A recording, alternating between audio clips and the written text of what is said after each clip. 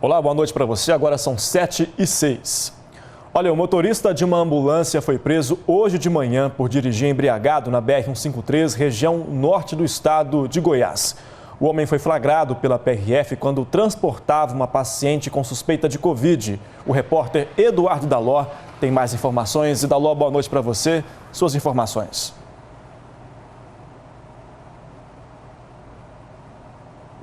Oi, Bruno, boa noite para você, boa noite para todo mundo que está nos assistindo. Como você disse, policiais rodoviários federais flagraram essa situação. Um motorista de 48 anos de Campo Norte, ele estava fazendo o transporte dessa paciente com suspeita de Covid, que estava saindo de Uruaçu. E aí, em determinado ponto da BR-153, esse motorista tentou furar um bloqueio e acabou perdendo o controle da ambulância, saiu da pista e foi parar numa área de atoleiro. A ambulância acabou atolada à beira da pista. A polícia rodoviária então foi até lá, percebendo sinais de embriaguez desse motorista. Foi feito então o teste do bafômetro, que acusou 1,11 miligrama de álcool por sangue. Para se ter noção, isso é quase 4 vezes a quantidade permitida, né? O limite permitido, que é o limite criminal. Então ele foi autuado em flagrante. O crime de embriaguez no volante, ele é afiançável, mas ele foi levado para a delegacia, pode pagar a fiança e responder pelo crime em liberdade. Um absurdo, né? Um perigo aí para essa doente de Covid que estava sendo transportada por esse motorista. Volto com você, Bruno.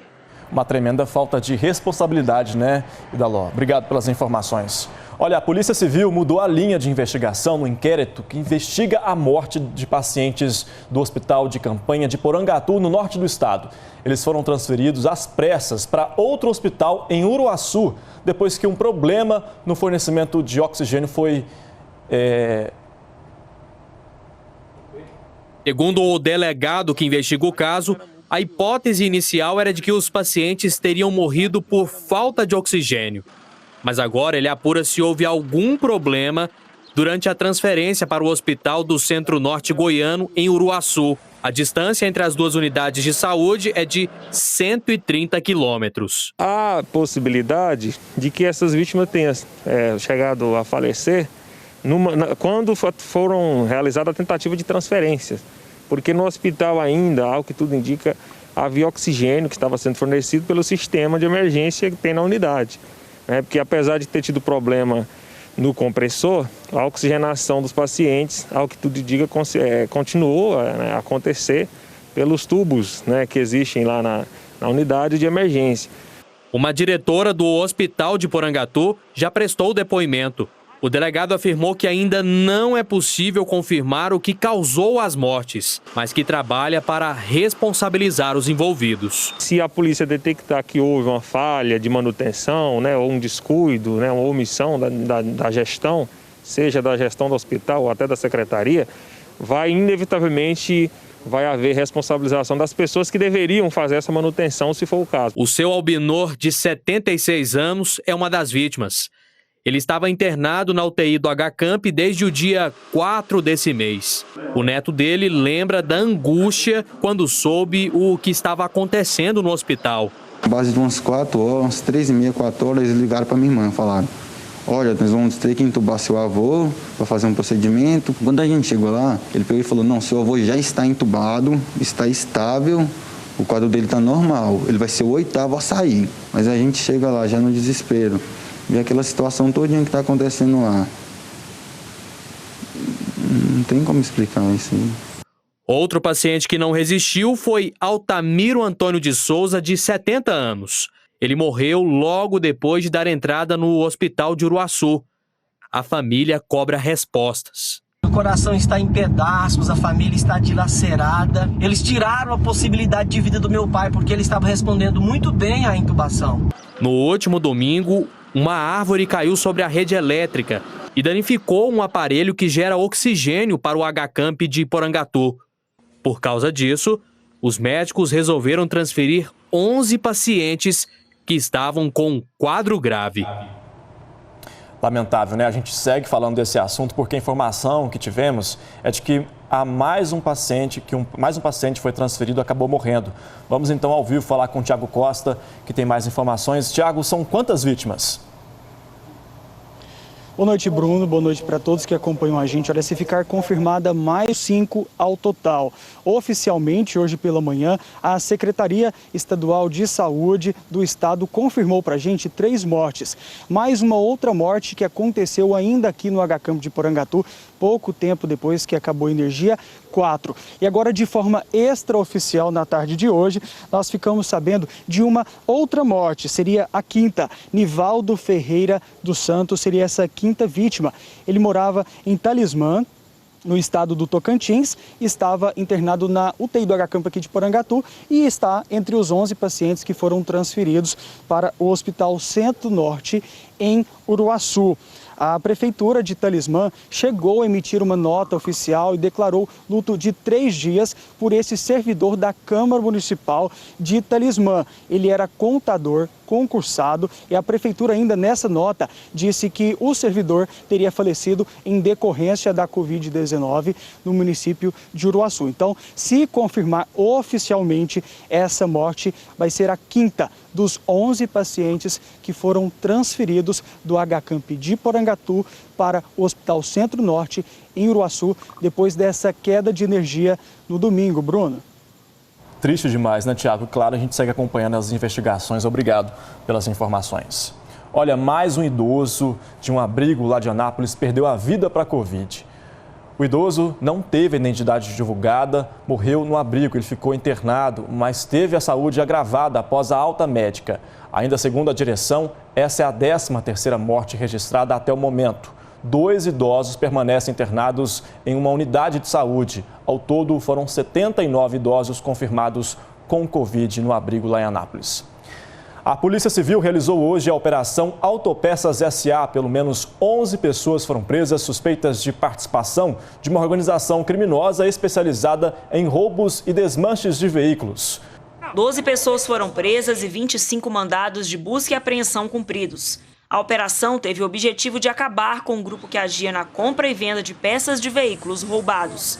Em mais de um ano de investigações, a Polícia Civil identificou suspeitos e descobriu como a organização criminosa agia. Os carros eram roubados em Samambaia e Taguatinga, no Distrito Federal. Segundo a polícia, muitas vezes os criminosos agiam com violência e usavam armas de fogo. Depois, os veículos eram desmanchados e as peças vendidas em lojas dos próprios criminosos. As empresas ficavam no DF e em Goiânia. O que a nossa investigação atestou foi que a engrenagem de roubo e furto de veículos no Distrito Federal está intimamente ligada à exploração da atividade econômica de revenda de autopeças usadas. Este vídeo feito pela polícia mostra a quantidade de volantes encontrados em um galpão. Neste outro local, pedaços de veículos. O grupo era tão organizado que uma van escolar fazia o transporte das peças dos carros para camuflar a operação. Segundo a Civil, as pessoas indiciadas na operação tinham diversos antecedentes criminais. E, apesar de serem autuados em flagrante constantemente, passavam a rir do sistema de persecução penal, pois tão logo eram soltos, praticavam novamente os mesmos delitos. A gente te mostra agora que 3 homens foram presos pela Polícia Civil em Niquelândia por tráfico de drogas. Detalhe, para tentar despistar a polícia, eles se hospedavam em um hotel da cidade. Os policiais cumpriram mandado de busca e apreensão no hotel que fica no centro de Niquelândia. Segundo a polícia, os 3 homens locaram vários quartos do hotel para aguardar as drogas e dificultar que alguém pudesse desconfiar. Nos quartos foram encontrados quase 300 papelotes de cocaína, mais de 40 porções de crack, além de maconha e droga sintética. Também foram apreendidos um revólver calibre 38, uma carabina calibre 44, mais de R$6 mil e um carro. Os presos foram levados para a delegacia da cidade, são pai e filho e um terceiro envolvido. Eles foram autuados por tráfico de drogas, associação para o tráfico e posse ilegal de arma de fogo. Olha, uma mulher de 36 anos foi presa hoje na BR-050 por tráfico de drogas. Ela estava com mais de 70 quilos de maconha.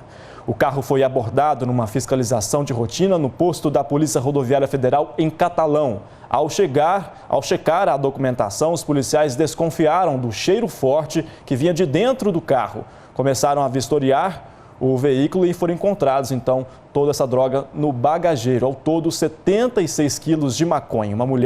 Essa mulher ia de Uberlândia para Brasília e foi presa em flagrante. Veja a seguir, uma jovem foi morta no meio da rua em Bom Jesus. O suspeito é o namorado. E a gente fala sobre a vacinação contra a Covid em Goiânia e Anápolis. Lá em Anápolis, acabou o estoque para a primeira dose. A gente volta já, 7h17.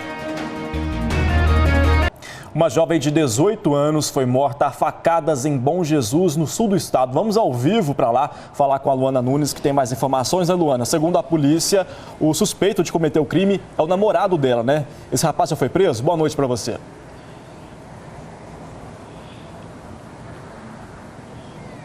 Ei, Bruno, boa noite para você e para todos. Isso mesmo, Bruno. De acordo com a Polícia Militar, os dois tinham um relacionamento, mas se desentenderam na noite de ontem. A polícia não sabe ainda por qual motivo. O homem de 18 anos, então, saiu de casa e foi dormir na casa da mãe, que fica em frente à casa que ele morava com essa jovem. Hoje cedo, essa moça foi buscar uma moto, que segundo a polícia é do casal. E foi nesse momento, então, que a confusão recomeçou e esse homem esfaqueou no meio da rua essa jovem de 18 anos. Mas segundo a polícia, a mãe do rapaz é a única testemunha do crime. E ela acabou então passando mal, foi levada para o hospital e por isso até o momento não foi ouvida. A jovem de 18 anos morreu antes da chegada do socorro. O companheiro suspeito, de cometer o crime fugiu, mas ele foi encontrado agora no fim da tarde em Rio Verde e ele está preso. Segundo a Polícia Civil, o autor não tinha passagens e a vítima também não tinha registrado anteriormente nenhum boletim de ocorrência contra esse companheiro. Bruno. Tá certo, Luana. Obrigado pelas informações. Boa noite para você. Olha, a polícia está atrás do homem que agrediu brutalmente a companheira em Rio Verde. A mulher foi abandonada na porta do hospital depois de ter o rosto desfigurado pelo companheiro. Vamos ao vivo então para Rio Verde falar com o repórter Eduardo Marins, que tem mais detalhes dessa investigação, né, Marins? Boa noite para você. Oi, Bruno, boa noite para você, boa noite para todos. Este homem é Rodrigo Alves Cruz, de 36 anos. Ele é suspeito e apontado, então, como responsável de ter agredido Mara Rúbia Momenté, com quem tinha um relacionamento. Segundo a Polícia Civil, a vítima ficou bastante machucada, com o rosto todo desfigurado, depois dessas agressões que teriam sido feitas aí por pauladas, chutes e até socos. Em depoimento na delegacia da mulher, ela contou, a vítima, que depois de tantos golpes ficou desacordada, mas que recorda que o companheiro tinha ameaçado de matá-la e jogá-la dentro de um córrego. Depois das agressões, ele teria ainda deixado ela em frente à UPA aqui de Rio Verde. Esse caso está sendo investigado pela Polícia Civil, portanto hoje, Rodrigo é sim considerado foragido da Justiça, já que existe esse mandado de prisão preventivo aberto contra ele. A família do Rodrigo chegou a vir até a delegacia aqui para negociar uma possível entrega dele, mas isso não aconteceu. A polícia então faz um apelo e pede a ajuda de toda a cidade. Para quem tiver qualquer informação, entrar em contato pelo telefone 99862-9506 ou o fixo da delegacia, que é o 3602-0985. Portanto, esse homem é considerado foragido por essas agressões. A vítima passa bem na medida do possível, com todo esse trauma, e a gente segue acompanhando esse caso para ver se a polícia vai conseguir chegar até esse homem que está com mandado de prisão preventiva em aberto contra ele. Bruno, eu volto com você. Isso aí, Marins. Obrigado pelas informações. Olha, os moradores de Santo Antônio do Descoberto estão tentando entender um crime que aconteceu na cidade. O portão do cemitério da cidade foi roubado. Isso mesmo, viu?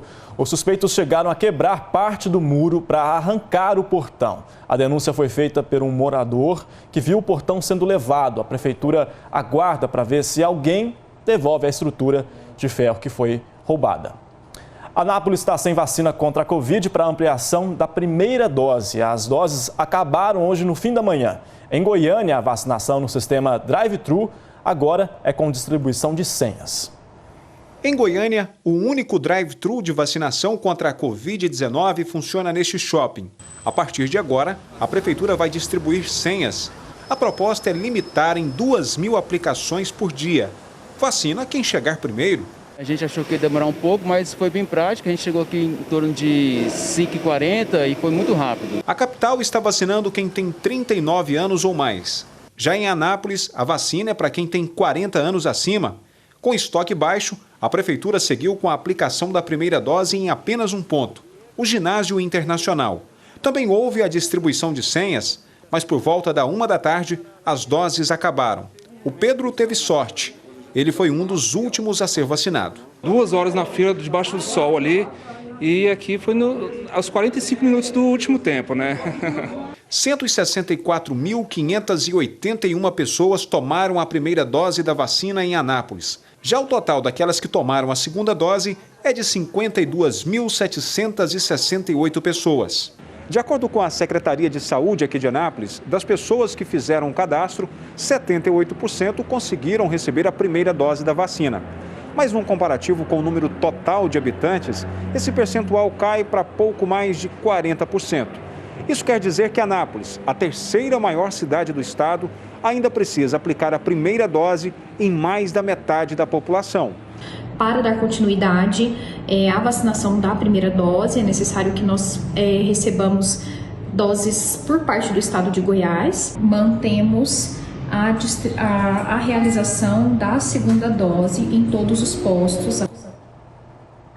Olha, o ex-secretário de Saúde de Pires do Rio, que furou a fila da vacina contra a Covid junto com a esposa, respondeu hoje sobre a denúncia de que ele teria sido liberado pela Justiça de cumprir a pena e prestação de serviços comunitários. Segundo o advogado de Assis Filho, está em vigor um decreto do Tribunal de Justiça que suspendeu a execução da pena de prestação de serviço à comunidade por conta da pandemia.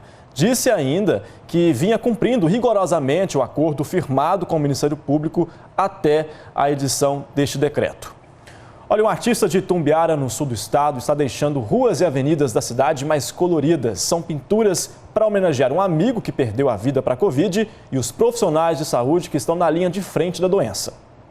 É literalmente uma grande homenagem para os profissionais da saúde, heróis que estão na linha de frente no combate à Covid. Valdir Mendes é o artista que há mais de 20 anos faz esse tipo de obra. Para mim, chega a ser gratificante agradecer também a Deus que, primeiramente, Ele deu essa luz que para a gente possa estar sendo instrumento para passar essa mensagem. A pintura foi feita nesta avenida de Itumbiara, no sul do estado, e chama a atenção de quem passa de longe ou de perto. E cá entre nós, não tem como não passar aqui e admirar a obra de arte. É muito importante, sim, porque são os profissionais da saúde, né, que trabalham o dia inteiro, quase não tem descanso para cuidar da gente. A pintura foi uma forma encontrada pelo Valdir para aliviar um pouco da dor de perder um amigo para a Covid. Mas ele percebeu que poderia fazer mais e decidiu também homenagear os profissionais da saúde, que estão desde o início da pandemia, dentro dos hospitais, lutando como heróis para salvar vidas. Além de homenagear os médicos e da pintura especial para memorizar a imagem do Amaral, grande amigo que o pintor perdeu para a Covid, existem outras obras pelas ruas e avenidas de Itumbiara, como essa, de uma enfermeira com a palavra gratidão.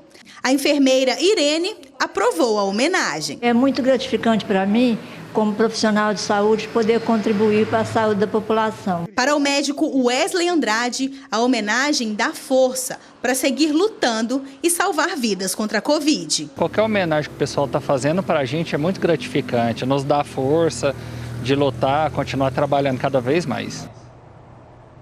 Homenagem merecida, né? Depois de muito trabalho, brigadistas e bombeiros conseguiram controlar o incêndio no Parque Nacional das Emas. Vamos ao vivo para o sudoeste do estado, de Jataí. Ana Paula Moreira tem mais informações. Ana, boa noite para você. Conta para a gente como é que foi esse trabalho. Bruno, boa noite para você, boa noite a todos. Olha, finalmente ele foi controlado no início de hoje, da manhã de hoje, mas equipes ainda estão no local para evitar novos focos de incêndio. O fogo consumiu 30 mil hectares de área lá do parque, cerca de 20% do parque. Esse fogo começou enquanto aceiros eram feitos, justamente para evitar incêndios. Mas os ventos fortes, a vegetação muito seca ajudou a espalhar as chamas o que dificultou ainda mais o trabalho dos brigadistas. No parque ainda tem uma área de difícil acesso, que é uma área brejosa, que dificulta inclusive a entrada de caminhões-pipa. Mas depois de 4 dias, felizmente, o fogo já foi controlado. Equipes de brigadistas, equipe do Corpo de Bombeiros de Goiás, do Mato Grosso e pela primeira vez a Brigada Nacional de Combate ao Incêndio também está ajudando nesse trabalho. O Parque Nacional das Emas, que fica aqui na região sudoeste do estado, é considerado patrimônio da humanidade e tem uma área de 133 mil hectares de cerrado preservado. Então, felizmente, Bruno, essa boa notícia é que agora o incêndio no Parque Nacional das Emas já foi controlado.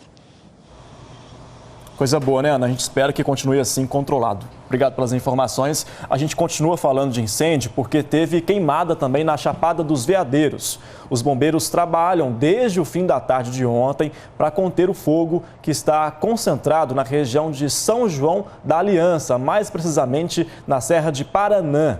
Ainda não é possível dizer quantos hectares de mata nativa foram destruídos, mas a estimativa é de mais de 200 hectares. O chefe dos bombeiros disse ainda que, além dos militares, voluntários e brigadistas trabalham no combate às chamas.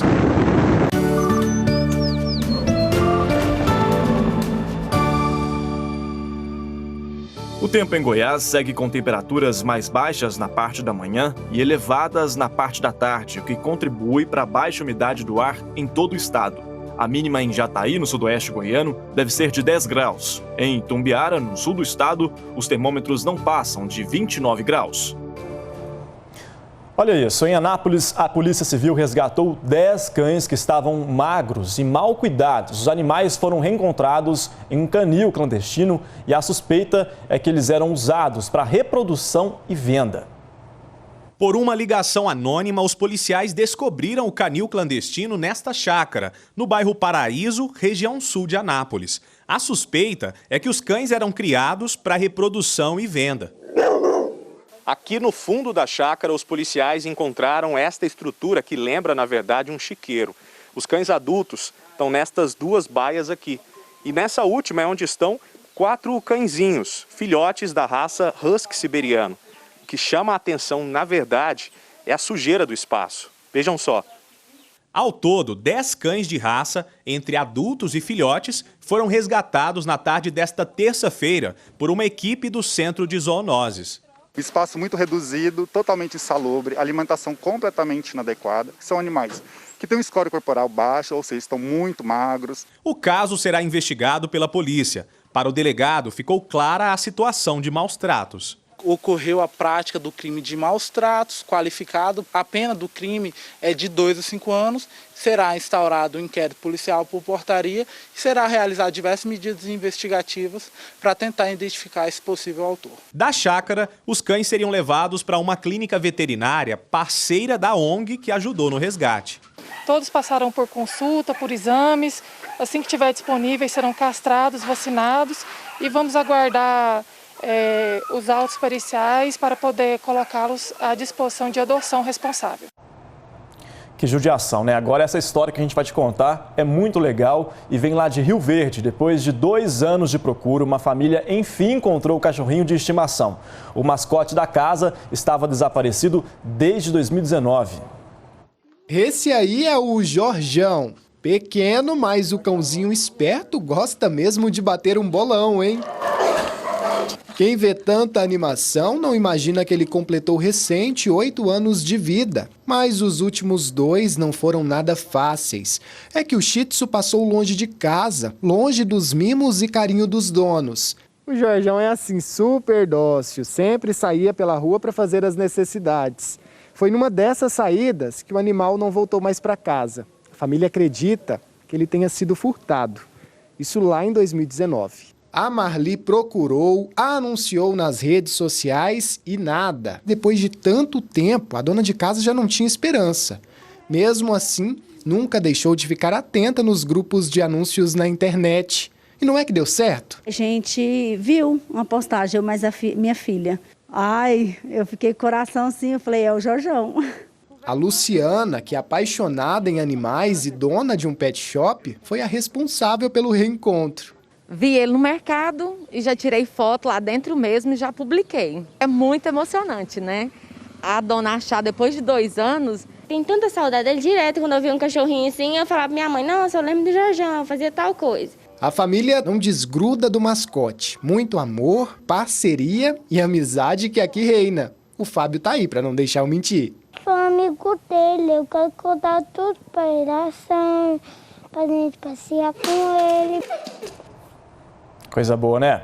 Olha, a nossa imagem do dia é de assustar. Assustar o motorista que chega na bomba para abastecer. A gasolina bateu o recorde de preço aqui na capital. O litro está custando R$ 6,37. É muito caro, né? Para encher um tanque de 40 litros, não vai menos de R$ 250.